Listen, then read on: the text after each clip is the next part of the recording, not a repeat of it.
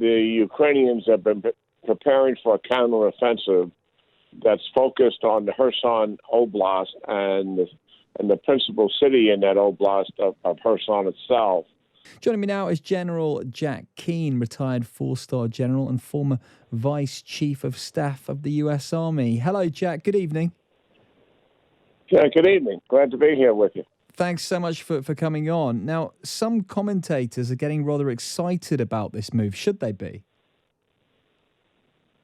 Well, yes, it remains to be seen. But what has been happening for weeks now, the Ukrainians have been preparing for a counteroffensive that's focused on the Kherson Oblast and the principal city in that oblast of Kherson itself.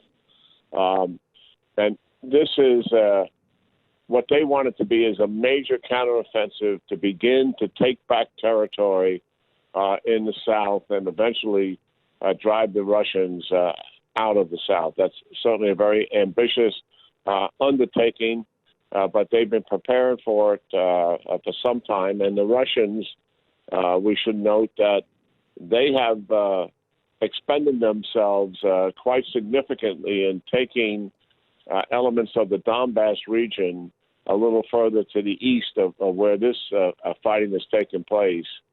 And all of their activity, by and large, has stalled somewhat because of the culminating point that they reached.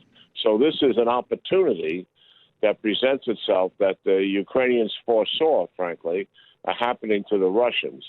So what has taken place is the Russians have been able to reinforce the city of Kherson. It's around 300,000 or so people prior to hostility. Certainly there's less people in there than that. But it is a formidable urban area. And this would really be the first time for the Ukrainians to be conducting offensive operations against a defended urban area. And certainly they want to succeed because they believe this is the beginning of something much larger for them in terms of dealing with the Russians. And as you mentioned, there is a bridge to the south of the city itself, the Antonsky Bridge, and another one that's further to the east. And they're trying to take these bridges down. I think they did succeed at the one to the south, so that the Russians would not be able to resupply and reinforce the city. In other words, an attempt to cut off the city. The Ukrainians have also, the villages and towns to the north of Kherson City are sort of spread out. This is a watermelon country, interesting enough. And they have taken a number of those towns, but the Ukrainians have really shut down their operational security here. And there's not much coming out about what they're doing. And they've also counseled the villagers and mayors and officials not to reveal what has taken place because they do not want the Russians reacting to them. This is a little bit more control that they're exercising in this operation than what we have seen in the past. But that's about where we are with this. We're in the very early stages. We've heard recently from both US and British intelligence that this is potentially a time where the Ukrainians have the potential to go on the offensive here in the war as the Russians start to regroup, General. Yeah, the Russians, in taking the eastern part of the Donbass region, the so-called Luhansk area, it took a significant toll on them. Thousands and thousands of casualties, thousands of vehicles destroyed. Despite the success they've had, they will have difficulty regenerating what we refer in the military as the operational momentum to continue. And while they've tried some limited attacks, they haven't been successful.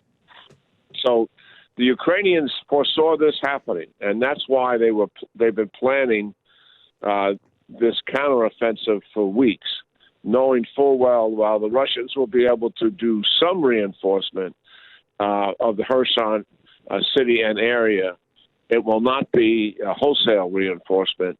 And by cutting off the access to the city, particularly from the south, for our audience to understand, the Ukrainians are coming from the north. The Russians would be coming from the south and from the east. And, of course, south of Kherson City is Crimea itself. So, yeah, there is an opportunity here, and this is something that's very critical to them in terms of future operations. And what percentage of Ukraine do you estimate that the Russians currently hold in territory? I think it's estimated, somewhere between, somewhere around 18, 20% of territory. That's all in the south. Now, this is where they began, of course. So our audience to understand, when the Russians, after annexing Crimea, no fighting taking place, they moved into eastern Ukraine, and it was in the Donbass region that the fighting did occur in 2014. They were only able to take 1/3 of that region. They wanted to take the entire region, but the Ukrainians, even then, when their military was nowhere near what it is today, and because of volunteer organizations that equipped themselves and had some leadership provided by the military, they were indeed able to stop the Russians. And they only achieved 1/3 of that. Now, in that Donbass region, they've taken about 50% of it, and plus some other areas, obviously Kherson and areas around it as well. So I think somewhere in the neighborhood of 15 to 20% is what they have of Ukraine. Now, we know the importance of Ukraine in a food basket of the world, and especially in supporting many of the African nations. We saw those strikes at the weekend by Russia on the southern Ukrainian ports in the Black Sea, where they were supposed to be getting ready to start exporting grain again after an agreement between Russia and Ukraine to allow them to get that grain out. Where are we with that, General, at the moment? Is grain moving into the Black Sea? The best indication we have, that has not taken place yet, but the plans are for it to take place. What you're referring to is really quite striking. On the day an agreement was reached, Turkey was the arbiter and negotiated the agreement with the help of the UN Secretary General between Russia and Ukraine to use the Odessa and 2 other ports in Ukraine to move the grain products out without any interference with the Russian Navy. The very next day, 6 rockets fell on Odessa, which is obviously one of the ports they intended to use. Fortunately, people were not killed, and there was not significant damage done to the port facilities or to the grain infrastructure. Some damage, but not significant damage. The plan is still to move that grain out onto cargo ships. They have to clear some of the mines that are in the area that the Ukrainians put in, and that's what they're doing. They think that may take a week to 2 weeks to get that done. But the plan is for that grain to exit and to move out into the global supply chain. But look at Mike, Rick, we're dealing with Russia here. Yeah. And these guys lie through their teeth, and what they say one day, they change the next. So we just have to see how this is going to transpire. And I would assume that at some point, Russia is going to extort a little more from the participants than what they have as this begins to progress.